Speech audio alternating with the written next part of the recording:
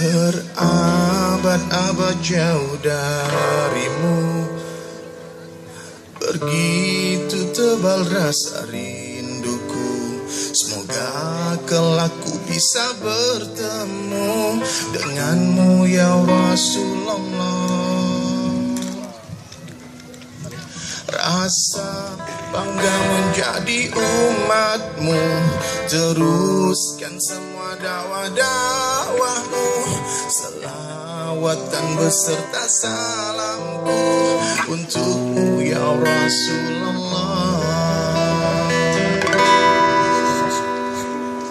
Siang-siang mencoba merayu, mengajak semua manusia bicara dari hati ke hati. Mari kita sholat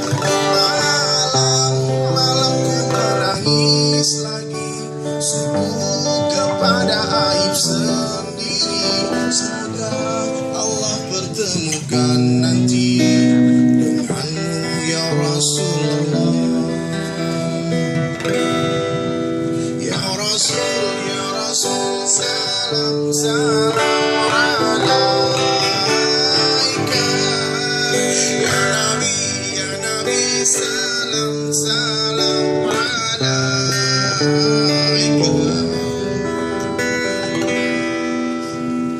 Rasa bangga menjadi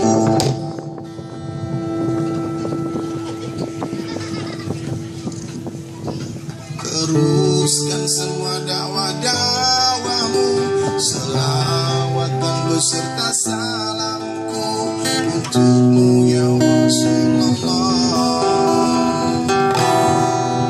Siang-siang ku coba merayu, mengajak semua manusia bicara dari hati ke hati. Mari kita sholat malam ku menangis lagi, sibuk kepada aib sendiri. Semoga Allah pertemukan nanti denganmu ya Rasulullah.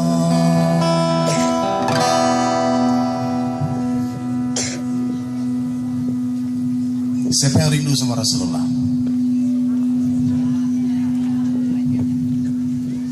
Banyak-banyak salawat, Pak. Banyak salawat. Orang cinta sama Nabi itu sampai mimpi-mimpi ketemu Nabi. Bukti cinta orang kepada Rasulullah SAW, dia buat kerja Nabi. Rasulullah ini Pak nyebut namanya saja, pahalanya begitu besar. Kita sebut nama Nabi, coba bersalawat.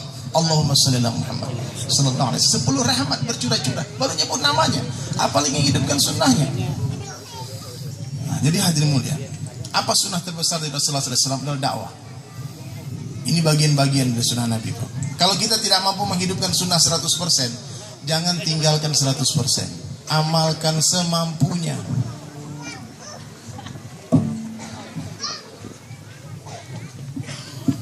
Amalkan semampunya hadirin mulia. Sunnah itu bukan amalan hati sebetulnya, tapi amalan jasad. Kalau amalan hati itu la ilaha illallah Muhammadur Rasulullah, itu amalan jasad, bisa nampak di zahirnya. Kalau orang yang siapa yang musyrik, siapa yang munafik itu kita nggak tahu hatinya. Tapi siapa yang cinta Rasulullah bisa kita lihat dari jasadnya, dari kehidupannya, dari cara dia makan, cara dia minum, cara dia tidur, cara dia berjalan, cara dia berpakaian, akhlaknya, semua ikut cara Rasulullah SAW. Jangan remehkan sunnah. Ada satu jamaah bergerak Pak ke luar negeri sana, ke London. Kalau orang gerak itu kan biasa pakai full sunnah. Ketika 2 orang petugas khidmat dapat tugas membeli makan ke restoran, karena waktu pertama mereka masuk masjid belum ada yang khidmat makan. 2 orang datang pergi beli makanan. Sesampainya di depan restoran, itu waitress yang ada di sana langsung dia bilang, "Excuse me brother, maaf, our restaurant is not for Muslim. Restoran kami bukan untuk orang Islam, it's not halal food here."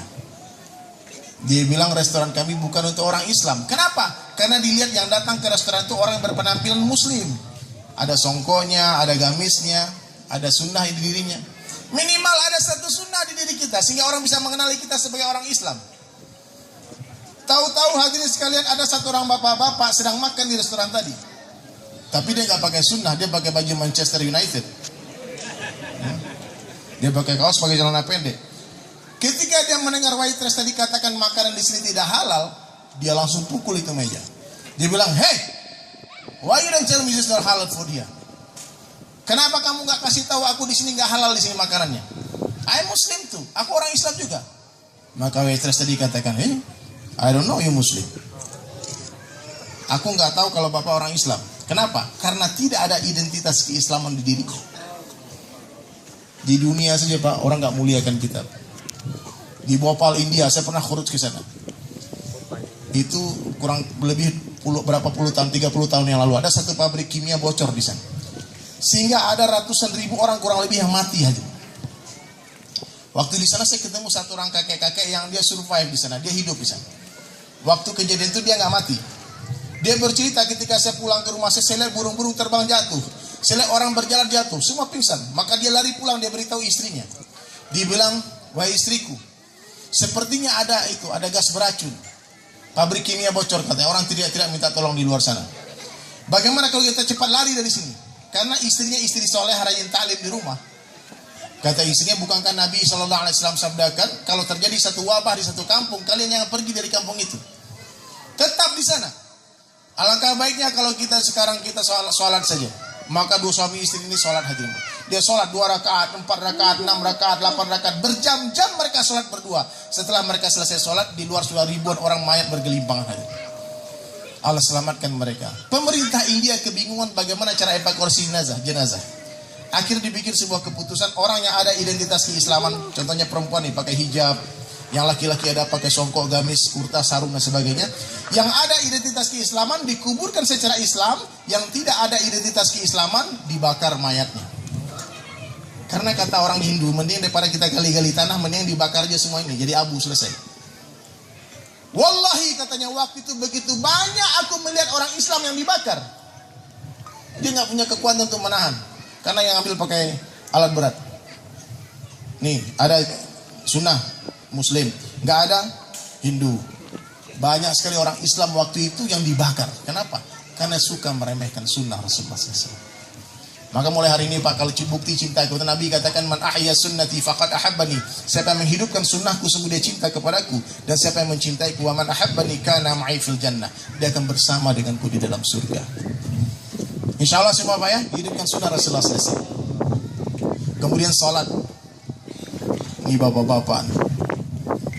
Santri insya Allah terjaga sholatnya di masjid di awal waktu. Tapi yang pedagang-pedagang kadang suka lalai. Pegawai kantor suka lalai. Saya ngarep ini angin. Sini kasih ini. Antum berdiri sini ngalangin angin. Ya. Ibu-ibu kalau mau sholat di masjid silahkan, nggak boleh dilarang. Makanya masjid harus ada hijabnya. Karena perempuan ini Pak, auratnya banyak. Kadang-kadang suaranya pun bisa jadi aurat. Maka ibu hati-hati kalau bicara sama yang lawan jenisnya. Kalau angkat telepon tuh jangan dilembut-lembutkan suaranya. Halo? Jangan. Halo, ya. Iya Pak. Karena suaranya bisa mendatangkan syahwat laki-laki. Maka ketika imam ucapkan ghairil maghdubi alaihim waladdallin, laki-laki bilang apa? Amin. Ibu-ibu diam. Jangan ikut-ikutan. Amin. Nanti bisa hilang hafalan ustadznya. Dia bilang sih suara siapa itu? Allahu Akbar. Jangan-jangan si dia ini. Lupa rakaat berapa? Ya Pak. Gak usah ibu-ibu ikut dalam hati aja. Jadi di mana perintah Allah sholat buat laki-laki di mana? Di masjid, di tempat azan dikumandangkan di awal waktu. Perempuan di rumah. Boleh ke masjid tapi lebih afdal di rumah. Makanya pastikan hadirin mulia, kalau laki-laki suka sholat di rumah, dia adalah seorang laki-laki soleha. Ibu kalau suami sholat di rumah kasih mukena warna pink, yang ada gambar Hello Kitty-nya. Ya? Mulai hari ini nih, yang dengar pengajian ini, saya doakan semua sholat di masjid sampai mati insya Allah. Di rumah sholat sunnah saja, sholat fardu di masjid. Apa arti Allahu Akbar Pak? Allah Maha besar. Mana yang lebih besar Allah daripada Pak Jokowi presiden? Allah. Kalau berbenturan waktunya Pak, ditelepon presiden, azan manggil, siapa yang dulu dijawab? Oh. Kenyataannya begitu. Transaksi. Allahu Akbar, Allahu Akbar. Allah Maha besar, Allah Maha besar. Lanjutkan transaksi atau hentikan? Lanjutkan. Kita sebetulnya mungkin karena nggak ngerti bahasa Arab atau gimana. Jadi hadir mulai mesti Allah is number one. Orang beriman itu mendengar nama Allah wajilat qulubuhum, bergetar hatinya. Dibacakan ayat-ayat Allah, bertambah keimanannya. Allahu Akbar. Ibu-ibu juga punya tamu bulanan. Ditunda-tunda waktu sholat, datang tamu, bahaya. Sholat di awal waktu itu sholat yang paling dicintai oleh Allah Subhanahu wa taala. Berjamaah di tempat azan dikumandangkan. Nah, hanya dengan sabar dan sholat hadirin mulia yang akan bisa menyelesaikan masalah kita tanpa masalah. Ya Pak, menyelesaikan masalah tanpa masalah itu dengan apa? Udah ada ya? Insyaallah sabar dan sholat. Orang yang sedang memperbaiki sholatnya sebetulnya sedang memperbaiki hidupnya. Karena dalam perintah sholat itu cuma di Al-Quran, saya baca-baca aja dengar dari para ulama. Allah tidak pernah pisahkan antara sholat itu dengan rezeki, dengan infak, dengan zakat, sedekah. Itu bukti nyata bahwasanya ada hubungan sholat dengan rezeki. Apa hubungannya dengan keberkahan rezeki? Berkah pada rezeki itu seperti manis pada gula. Bapak mau nggak punya gula 1 kontainer tapi nggak manis? Lebih baik kita punya gula 10 kontainer tapi manis. Ya Pak. Udah punya gula 1 sendok nggak manis lagi. Waduh. Tapi intinya berapapun banyak gula kita kalau nggak manis ya ada gunanya. Rezeki yang berkah itu hadirin mulia, rezeki Allah berikan kepada orang-orang yang mencintai Allah, orang-orang beriman. Allah berikan rezeki yang berkah. Ya Pak, kucing dikasih makan, tikus dikasih makan. Kadang-kadang makanan tikus sepertinya lebih mahal daripada makanan kucing.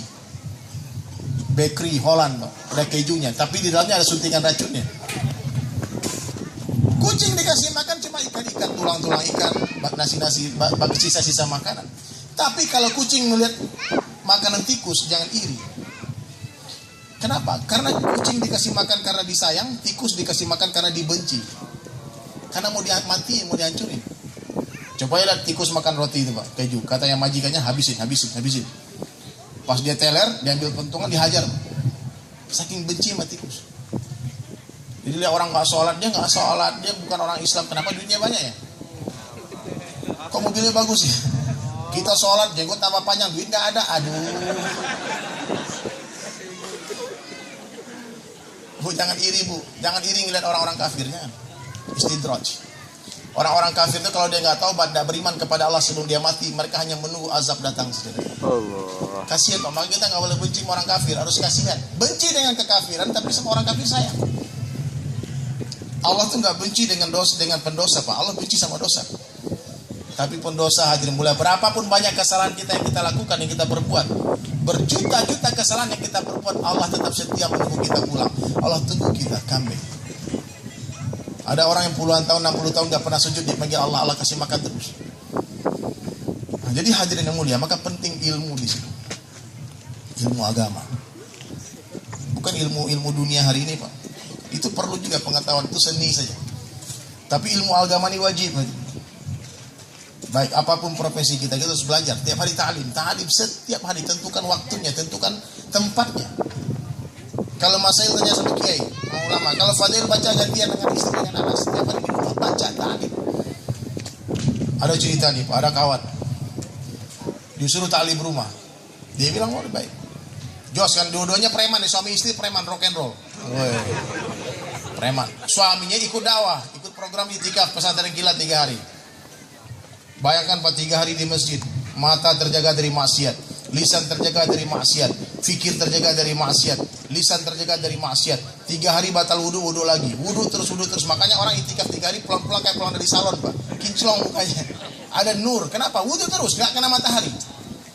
3 hari tak tertinggal takbiratul ula bersama imam. 3 hari baca Al-Quran, yang nggak bisa baca Al-Quran dia dengar orang baca Al-Quran. 3 hari dia hanya mendengarkan firman Allah, kalamullah, sabda Nabi SAW, qiyamul lail setiap hari.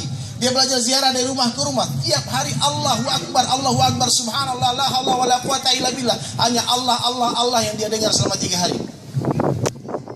Handphone mati.